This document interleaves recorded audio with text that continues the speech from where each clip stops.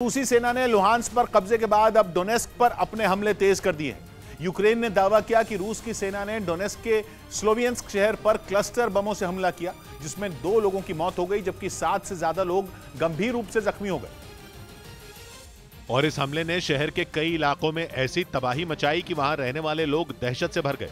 रूसी सेना और चेचन लड़ाकों के ताबड़तोड़ हमलों से पूरा स्लोवियंस्क शहर दहल गया। रूस ने 2 रोज पहले ही लुहांस्क के आखिरी बड़े शहर लिसिचांस्क पर कब्जा जमाने का दावा किया था। इसके बाद रूसी सेना ने चेचन लड़ाकों के साथ मिलकर डोनेस्क के 2 शहरों क्रामातोर्स्क और स्लोवियंस्क पर नजर गड़ा दी। क्रामातोर्स्क पर मिसाइलें बरसाने के बाद पुतिन की सेना का निशाना बना स्लोवियंस्क शहर। और यूक्रेन ने दावा किया कि रूस की सेना ने स्लोवियंस्क को प्रतिबंधित क्लस्टर बमों का इस्तेमाल किया। स्लोवियंस्क के पुलिस प्रमुख ने दावा किया कि रूस ने 1-2 नहीं बल्कि कुल 30 क्लस्टर बम शहर पर दागे, जिसके बाद शहर के कई हिस्सों में भारी नुकसान पहुंचा। शहर का सबसे बड़ा बाजार तो हमले के बाद आग की भेंट चढ़ गया। वहां कई दुकानों में भीषण आग लग गई। बमों की मार से दुकानों के परखचे उड़े हुए दिखाई दिए। एक दुकान में तो इतनी भयानक आग लगी कि उसे बुझाने पहुंचे दमकल कर्मियों के भी होश उड़ गए। अभी वो वहां लगी आग बुझाने में जुटे ही थे कि आसपास की दूसरी कई दुकानों को भी आग ने अपनी चपेट में ले लिया। और इसके बाद तो वहां आग का तांडव शुरू हो गया। आग पूरे बाजार में इतनी तेजी से फैली कि उसे काबू करना नामुमकिन हो गया। लेकिन दमकल कर्मियों ने हिम्मत नहीं हारी। उन्होंने अपनी पूरी ताकत लगाकर बाजार में लगी आग को बुझाना शुरू कर दिया। वहीं आसपास खड़े लोग बेबसी से अपनी दुकानों को जलते हुए देखते रहे। बताया गया कि कई घंटों की मेहनत के बाद आग तो बुझा ली गई, लेकिन तब तक पूरा बाजार जलकर राख हो चुका था। स्लोवियंस्क के पुलिस प्रमुख ने बताया कि शहर पर रूसी सेना के हमले काफी वक्त से हो रहे हैं। वहां पुतिन की सेना लंबे वक्त से मिसाइलें बरसाकर रिहायशी इलाकों को निशाना बना रही है, लेकिन लिसिचांस्क पर कंट्रोल करने के बाद रूस ने स्लोवियंस्क पर हमले और तेज कर दिए हैं। और ऐसा पहली बार हुआ कि डोनेस्क के इस शहर पर रूस की सेना ने क्लस्टर बमों का इस्तेमाल किया, जबकि इन पर संयुक्त राष्ट्र ने पहले से ही रोक लगाई हुई है। क्योंकि ये कोई अकेला बम नहीं होता, बल्कि इसके अंदर 1-2 नहीं 600 बम होते हैं। क्लस्टर बम को जब आसमान से लड़ाकू विमान के जरिए गिराया जाता है तो ये गुच्छे की शक्ल में जमीन पर गिरते हैं।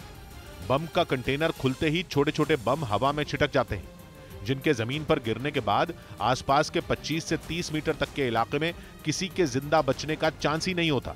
साथ ही जमीन पर गिरे जो बम नहीं फटते वो और भी ज्यादा खतरनाक होते हैं, क्योंकि उनके फटने का खतरा हमेशा बना रहता है। पिछले महीने यूक्रेन ने रूसी सेना पर आरोप लगाया था कि उसने खार्किव पर क्लस्टर बम से 41 हमले किए थे, जिनमें कम से कम 62 लोगों की मौत हुई थी, जबकि करीब 200 लोग गंभीर रूप से घायल हो गए थे।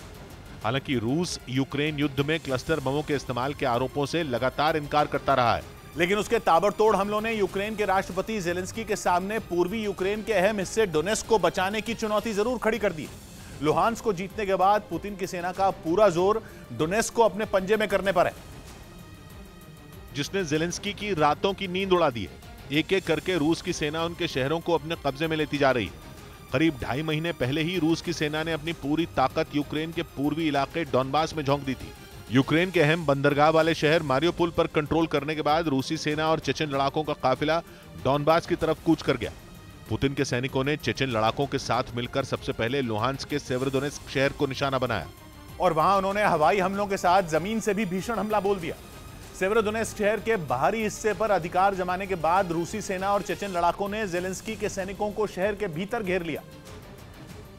और वहां भी पुतिन की सेना ने मारियोपोल जैसी ही रणनीति अपनाई, यानी लंबे वक्त तक लगातार हमले करके यूक्रेन के सैनिकों को थका देने की रणनीति। और मारियोपोल की तरह सेवेरोडोनेत्स्क में भी रूस की सेना और चेचन लड़ाकों का यह दांव काम कर गया। उन्होंने यूक्रेन के सैनिकों को सेवेरोडोनेत्स्क से खदेड़ना शुरू कर दिया। धीरे धीरे रूस ने पूरे सेवेरोडोनेत्स्क पर कब्जा कर लेने का दावा कर दिया। इसके बाद उसकी सेना ने लुहांस्क के दूसरे बड़े शहर लिसिचांस्क पर भी इसी तरह हमला करके कंट्रोल करने का दावा किया। और लिसिचांस्क जाते ही पूरा लुहांस्क पुतिन के हाथों में चला गया। 4.5 महीनों से चल रही जंग में इसे जेलेंस्की के लिए एक और बड़ा झटका माना जा रहा है, क्योंकि लुहांस्क की जीत ने पुतिन की सेना में एक नया जोश भर दिया। चेचन लड़ाकों और यूक्रेन के विद्रोहियों का साथ उसे पहले से ही है। ऐसे में माना जा रहा है कि डोनेस्क को जीतने में उसे ज्यादा वक्त नहीं लगेगा। इस बीच लुहांस्क जीतने के बाद पुतिन ने अपनी सेना को शाबाशी देते हुए जो कहा वो भी जेलेंस्की के लिए किसी सिरदर्द से कम नहीं। पुतिन ने लुहांस्क की जीत को बड़ी जीत बताते हुए अपनी सेना को थोड़े दिन आराम करके ताकत बढ़ाने की सलाह दी। और पुतिन की इसी बात ने जेलेंस्की की डोनेस्क बचाने की चुनौती को पहाड़ जैसा बना दिया। पहले से ही यूक्रेन के पूर्वी हिस्से में उनकी सेना अपने इलाकों को बचाने की जंग में पस्त होती दिख रही है। और अब रूस की सेना को पुतिन की तरफ से यह इशारा मिल गया है कि आराम भले कर लो, लेकिन उसके बाद जो हमला करना वो डॉनबास पर कब्जे की आखिरी जंग साबित होनी चाहिए। डोनबास पर कब्जे का रास्ता डोनेस्क पर जीत से होकर गुजरता है, जिसके लिए रूसी सेना और चेचन लड़ाकों ने सबसे बड़े खतरनाक हमले की तैयारी शुरू कर दी है। माना जा रहा है कि अब डोनेस्क को बचाए रख पाना जेलेंस्की के लिए आसान नहीं होगा। यही वजह है कि वहां के गवर्नर ने भी जंग में फंसे करीब 3,50,000 लोगों को वहां से निकालने की अपील की है, ताकि यूक्रेन के सैनिकों को खुलकर लड़ने का मौका मिल सके।